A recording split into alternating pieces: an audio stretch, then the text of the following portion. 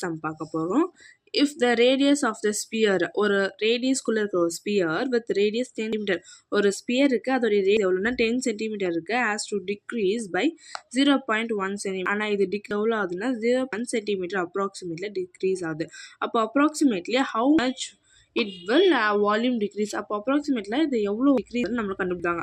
இப்போ ரேடியஸ் வந்து 10 சென்டிமீட்டர்னால ஆர் ஈக்குவல் டு 10 சென்டிமீட்டர் இருக்கும்.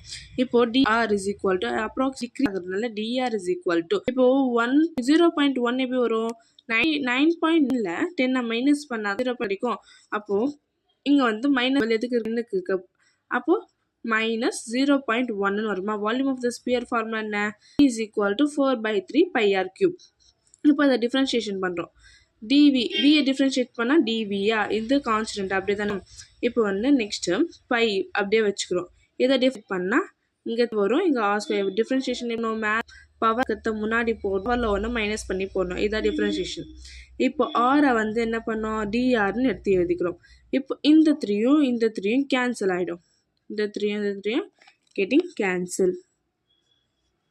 அப்போ 4π ஆரோடைய வேல்யூ என்ன, 10 ஸ்கொயர் மைனஸ் 0.1. இப்போ 0.1ன்ற வேல்யூ நம்ம மைனஸ் மல்டிபிள் பண்ணதால் இங்கே 40π சென்டிமீட்டர் கியூப்னு வருது.